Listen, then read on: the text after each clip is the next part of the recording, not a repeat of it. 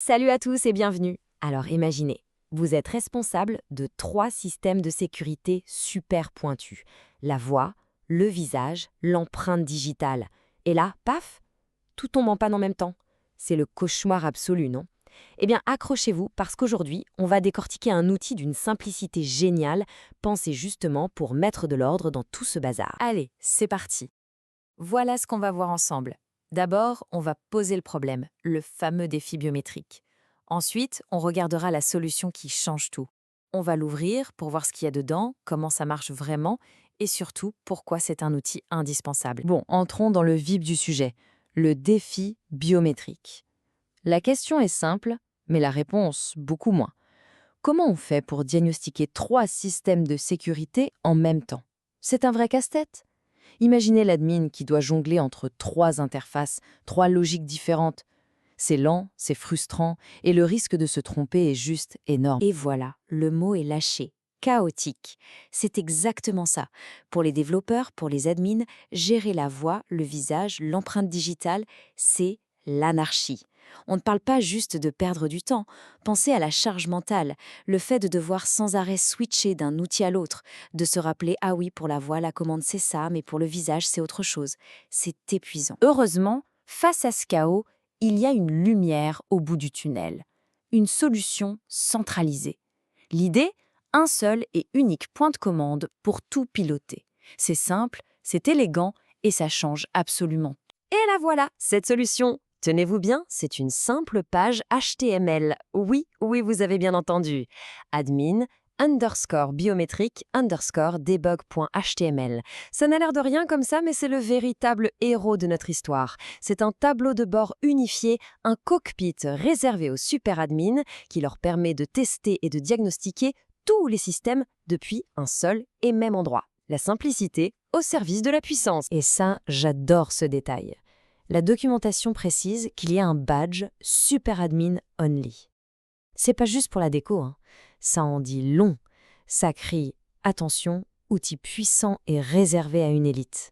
C'est une façon très maligne de souligner que c'est un instrument de pouvoir, une sorte de passe-partout ultime, confié uniquement aux personnes de confiance. Ok, maintenant qu'on a vu l'idée générale, on va soulever le capot. Bienvenue dans la tour de contrôle. On va décortiquer ensemble la structure de cet outil, voir comment ce couteau suisse de l'admin est fichu. Alors comment ça s'organise? C'est super simple et logique. 4 onglets principaux. Le premier, c'est pour la voix. Le deuxième, pour le visage. Le troisième, pour les empreintes digitales. D'ailleurs, petit détail intéressant, ça utilise WebAuthn, qui est en gros le standard actuel, pour se connecter de manière sécurisée, sans mot de passe.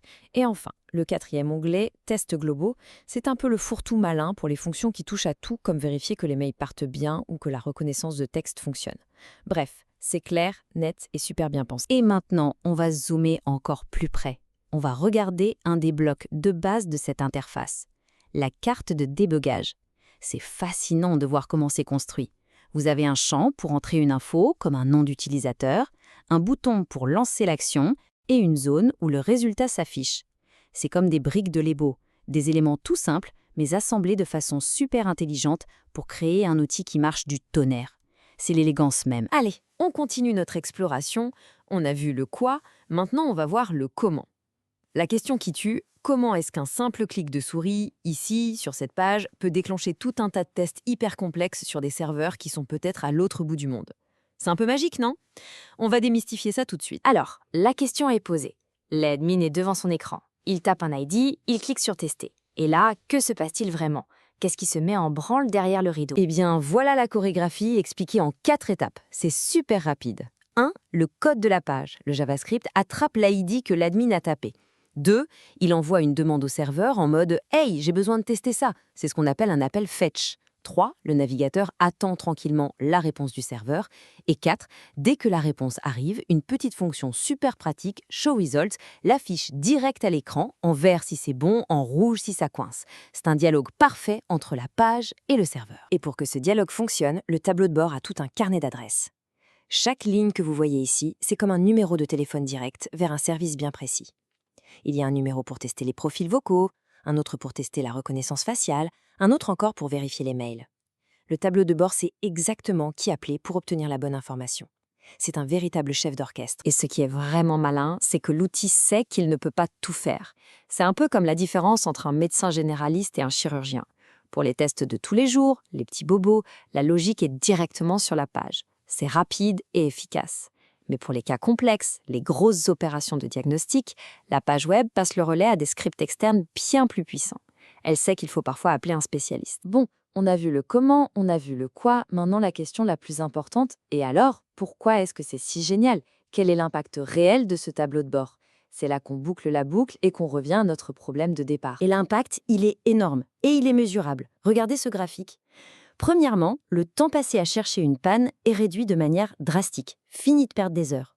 Deuxièmement, la fiabilité du système augmente en flèche parce que les problèmes sont identifiés et résolus bien plus vite. Et troisièmement, on minimise ce qu'on appelle le changement de contexte, cette gymnastique mentale épuisante pour les développeurs. C'est un gain sur toute la ligne. Alors, si on devait retenir 4 choses, ce serait ça. 1. La centralisation. Un seul outil pour tout gouverner. Adieu le chaos. 2. L'efficacité. On gagne en temps fou pour trouver les problèmes.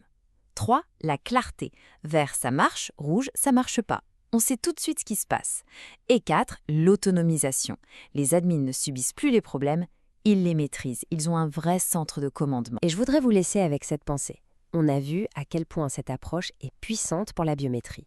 Maintenant, imaginez une seconde si on appliquait cette philosophie à tous les systèmes complexes. Dans la santé, les transports, la finance. Imaginez si chaque domaine compliqué avait sa propre tour de contrôle, simple, unifiée et intuitive. Le potentiel est juste vertigineux, vous ne trouvez pas? Merci de m'avoir écouté et à très bientôt pour un nouvel explainer.